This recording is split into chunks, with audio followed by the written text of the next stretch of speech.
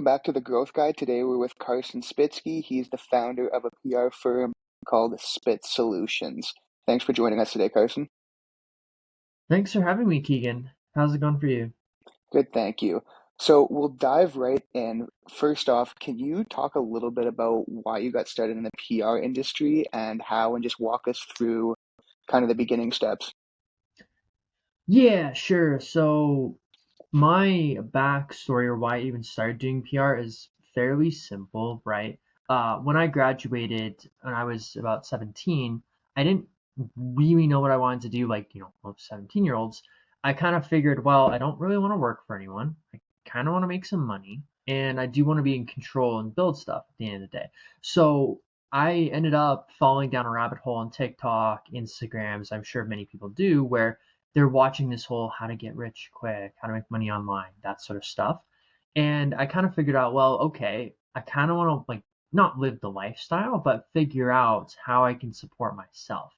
And so as I was kind of watching through the different business models and the different paths, I did fall into and end up buying some courses, some programs.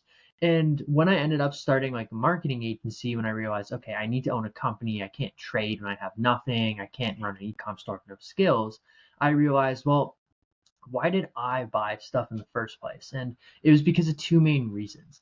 Like the content or the outreach, whether it was ads or DMs, was what got me attracted to them.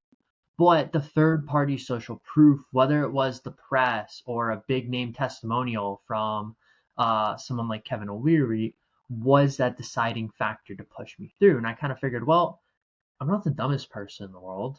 Maybe other people are buying for the exact same reasons, and maybe this is something that would help business owners get more sales that I could, make some money doing it with.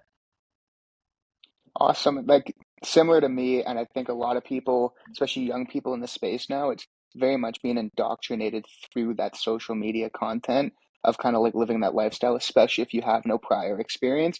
And then it leads you down a rabbit hole into starting kind of whatever. But it's like kind of like the e-com drop shipping or like the day trading stuff that's kind of like the initial. And then you realize very quickly that frankly it's shit. It's not even that you realize it's shit, it's that you realize you can't do 4 hours of work, be a beginner, and make like 10K, 15K, 20K, 100K per month, right?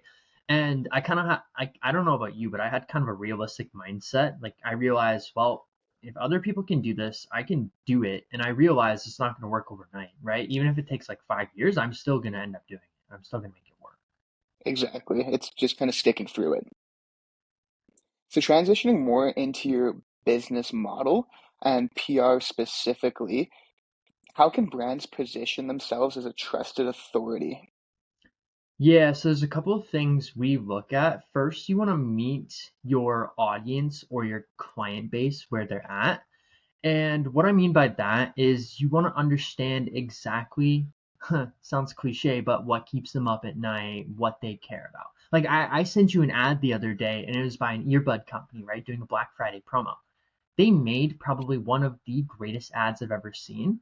Um, I'm gonna look at the ad. Yeah, it's like the earbud ad we watched, they kind of hit the nail on the hammer where all these earbuds, they're all really good at things that the user doesn't care about, right?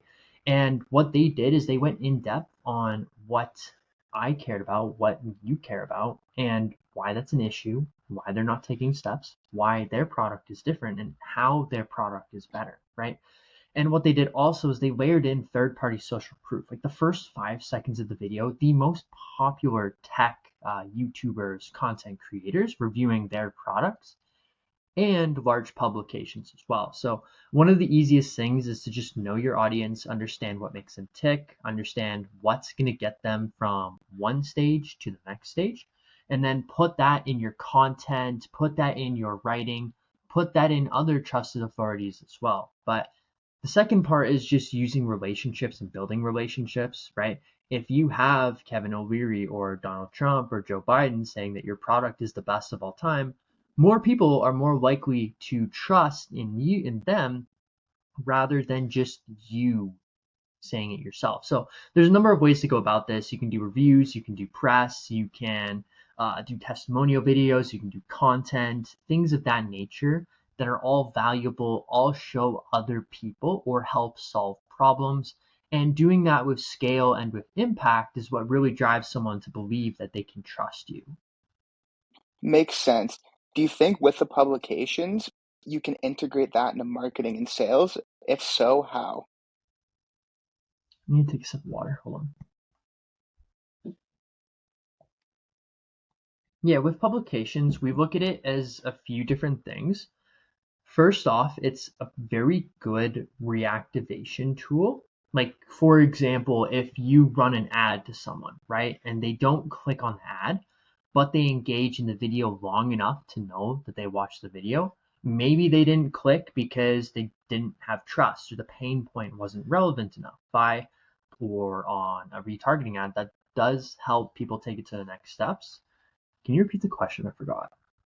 Yeah, I was just talking about how you can integrate PR into marketing and sales, specifically on the publication side. Hmm. Okay. We look at it more as an amplifier effect in the first place, right? If like Joe Biden or Forbes talks about you, you want to have that be as widely spread as possible. Now, what I would do, Keegan, you talk about running dollar a day ads, like retargeting, reboosting posts. I would do that with press just to make sure that you get as many views, get out in as many people as possible. But what that also does is that makes sure that the PR, if it gets a million views, Google will see it as incredible and rank it exponentially higher. That means more and more people will see it, thus making more and more people convert. So you do have to be your own greatest promoter within press, but also we kind of use it more so just like subtly, right? You don't want to say, oh, Joe Biden says I'm amazing. You should be amazing too. It should be, we think you should do X, Y, and Z. And Joe Biden believes in our claims. So if he believes in it, you should believe in it too. Makes sense. So I know that the PR industry, and especially like cold email, which is the main source of your client acquisition, is kind of always changing. How do you adapt to that and try and navigate that? Jesus, I'm brain dead. What was the first part of the question? Basically, just getting at like how your client acquisition cold email and the PR industry is always changing. How do you adapt and navigate that? You just mean from client acquisition, right? Or that and like the PR industry as a whole, like pitching versus pay to play, that sort of stuff. Oh, okay. Yeah, there's a number of different things to watch out for. I think the biggest thing is just having knowledge in this space in the first place. There are a lot of PR firms, right, where they will claim, "Hey, we're just going to pitch you out, see what we can get," right? Nothing wrong with that, but you do need a strong baseline because what those PR firms will do if they're only what your goals are, if it's exposure, how are they going to get you views? How are they going to convert those views into sales, right?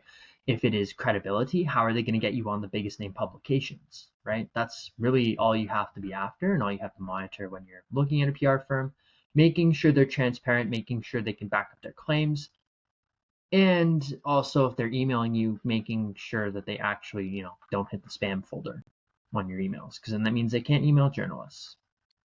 Circling back to the relationship side that you talked about, specifically with journalists, how do you create and manage those relationships?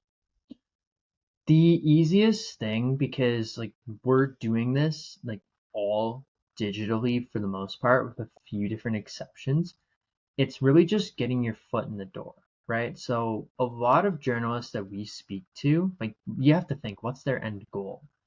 Most of the time, their end goal is to write content that gets a fair amount of views, a fair amount of interest, so that they can keep getting juicier stories. So they can kind of rise up that rank or write on the stuff that they want to write about.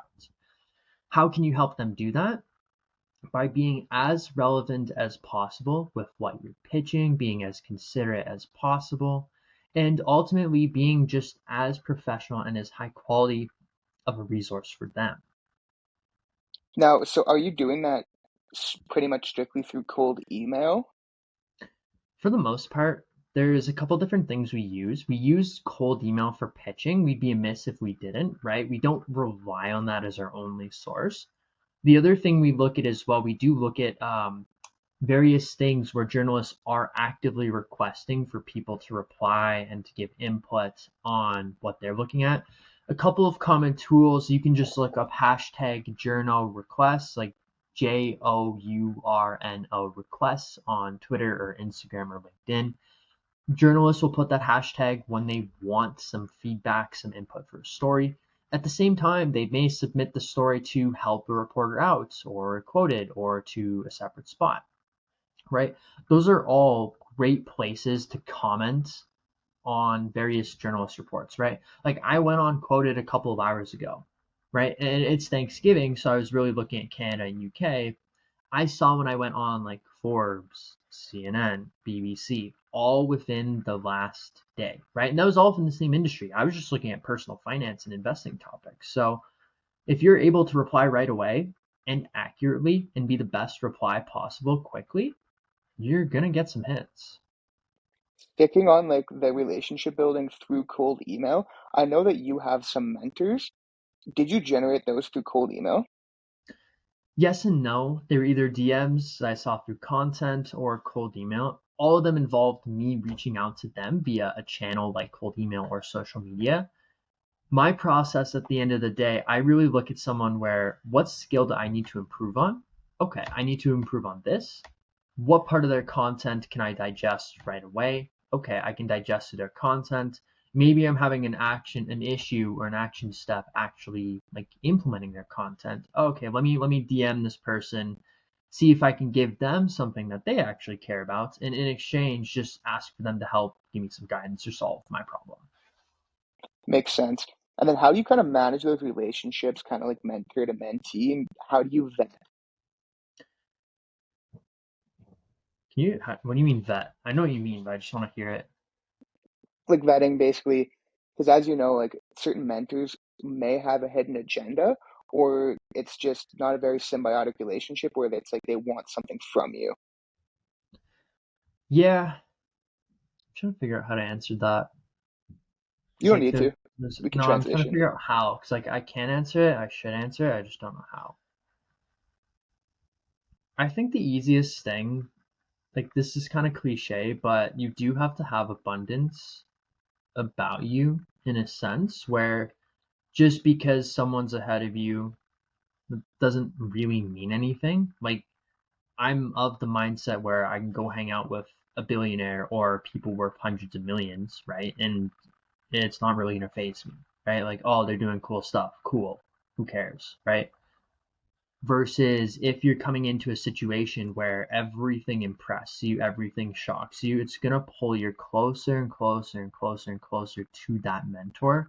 And if that mentor does not have your best interests in mind, that's gonna be a bad thing. So you do want to look at everything from a grain of salt. You do want to be very skeptical because there are people in the space that put on a huge persona or a huge facade. And regardless of whether or not they are amazing, regardless of whether or not they are terrible, you don't want to be trapped into that kind of cycle.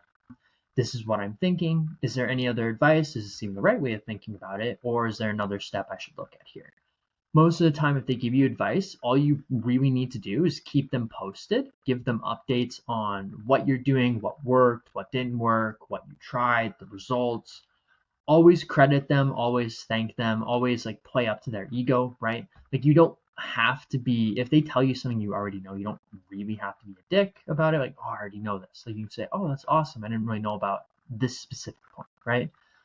At the end of the day, it is playing up to them and making them feel important because a lot of people in a higher level spot, they do want to see young people succeed. They do want to see people behind them catch up to them.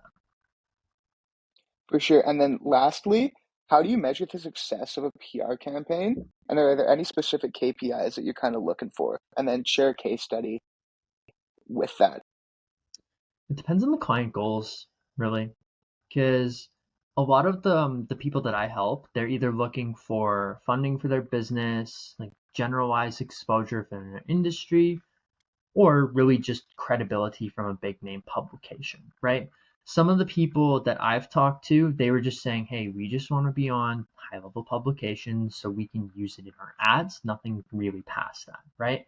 For them, the main success goal is getting them on the publication because that's really all they care about. But for most people and for most businesses, if I'm looking at it from the perspective of helping them build out their brand as much as possible, making the most money, I would say one, it's how many media hits it gets, the quality of the media hits.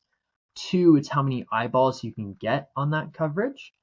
Three is how many leads or how much revenue you can get off of that as well. And I guess five, this isn't really a metric, but how optimal like that press coverage is set up so that it can amplify existing efforts. Basically, how well it was integrated into the rest of the marketing and branding strategy.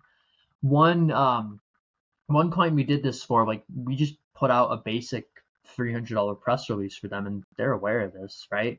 Like we put this out, we told them to put it on LinkedIn, put it on Facebook, put it on Twitter, send it out to investors that they've spoken with in the past. And what happened with them is their post got 20,000 impressions just on LinkedIn. I have not asked about the other ones. They ended up getting 8 investor leads, and some of the investors that they previously invested in them when they sent them the article, they referred them other investors as well, right? And really, something like that, it is rather powerful because for them, we just help them raise like close to 1 million, or it will raise 1 million over time. Obviously, funding isn't going to be right away, but like we literally made them $1 million off of a 4-figure investment or something like that. Kind of a no-brainer. Absolutely. So thank you, Carson, so much for being on. Check out a previous episode with Robert Brill, Inc. 5000 CEO of Brill Media. We'll catch you guys next time. Thanks.